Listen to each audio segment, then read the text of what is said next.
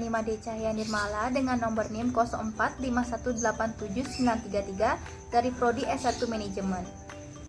Om Swastiastu, Assalamualaikum warahmatullahi wabarakatuh. Salam Namo Buddhaya. Salam sejahtera untuk kita semuanya.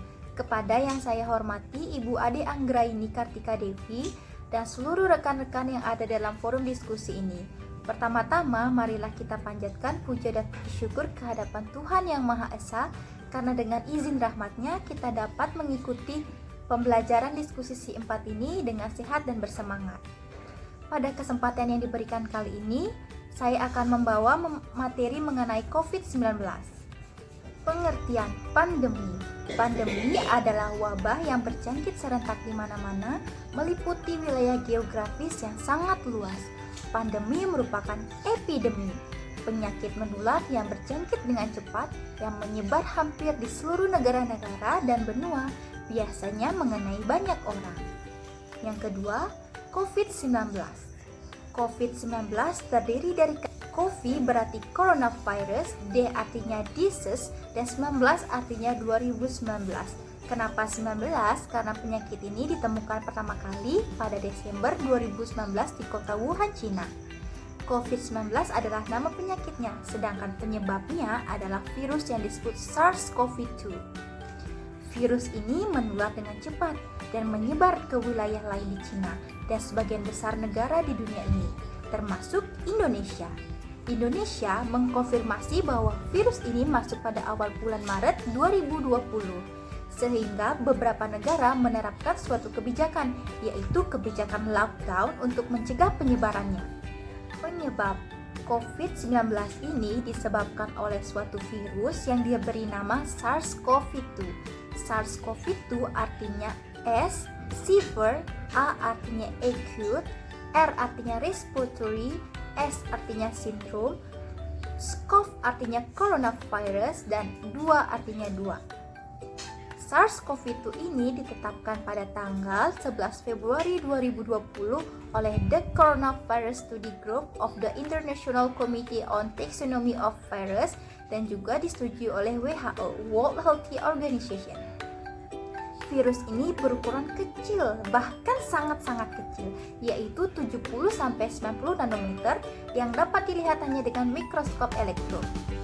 Dulu sebelum ada namanya SARS-CoV-2, WHO menamakan virus ini dengan nama sementara, yaitu 2019 nCoV. 2000 nCoV artinya 2019 artinya 2019, N artinya novel, dan CoV artinya coronavirus.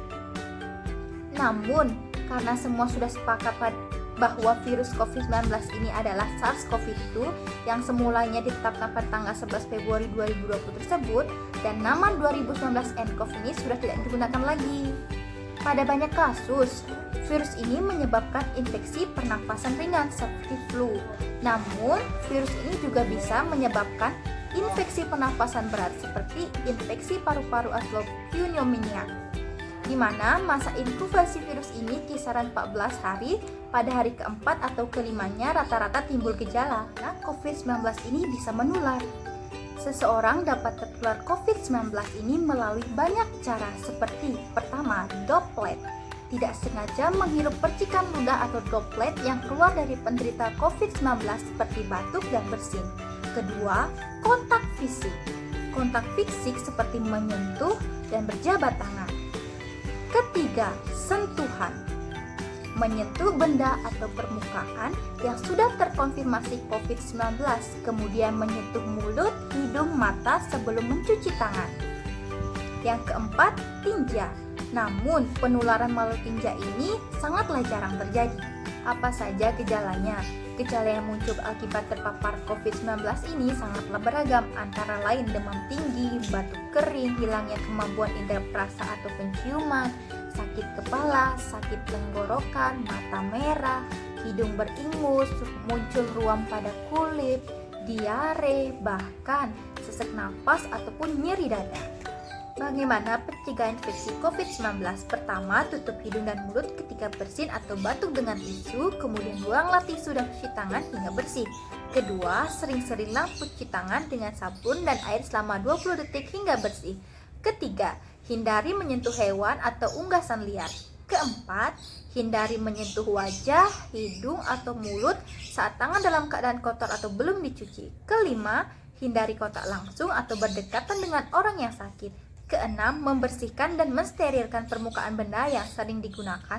Ketujuh, jangan keluar rumah dalam keadaan sakit. Kedelapan, kenakan masker saat dan segera berobat ke fasilitas kesehatan ketika mengalami gejala penyakit saluran nafas. Kesembilan, konsumsi vitamin untuk meningkatkan daya tahan tubuh. Kesepuluh, hindari konsumsi produk hewani mentah seperti daging dan susu yang diolah setengah matang. Apa saja upaya dan kebijakan pemerintah dalam menekan perkembangan COVID-19? Pemerintah telah menerapkan banyak upaya dalam menekan laju perkembangan COVID-19 ini, seperti pertama, pemberlakuan PPKM atau pemberlakuan pembatasan kegiatan masyarakat. Yang kedua, mempercepat pembentukan kekebalan kelompok atau herd immunity. Yang ketiga, mengawasi laju perkembangan COVID-19. Keempat, meningkatkan 3T, tracing, tracking, and treatment. Kelima, menyusun rencana ketahanan kesehatan jangka panjang. Sekian uraian yang dapat saya sampaikan, mudah-mudahan ada manfaat bagi kita semua. Mohon maaf apabila ada kata-kata yang kurang berkenan. Om Santi Santi Santi Om. Wassalamualaikum warahmatullahi wabarakatuh. Terima kasih.